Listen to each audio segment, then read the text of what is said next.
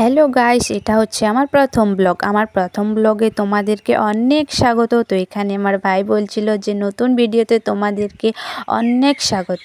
আমরা যাচ্ছি হচ্ছে আজকে অন্নপ্রাশন বাড়িতে। এখানে যাওয়ার জন্য সবাই রেডি হয়ে গেছে, গাড়িতে বসে পড়েছি।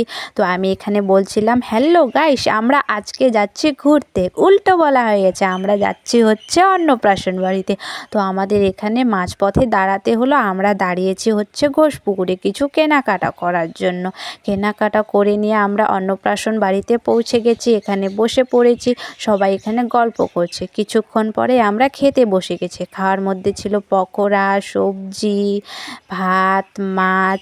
গাইস, আমাদেরকে না ডাল দিতেই ভুলে গেছে। তো লাস্টে ছিল মিষ্টি, চাটনি, পায়েস। খাওয়া দাওয়া শেষ করে আমরা বাড়ি যাওয়ার পথে সবাই রওনা দিয়ে দিই। এখানে গাড়িতে বসে আমাদের অনেক আড্ডা হচ্ছিল। যেতে যেতে না গাইস রাত্রি হয়ে গেছে। তো আমার এখানে দিদাকে দেখো কি হাসি।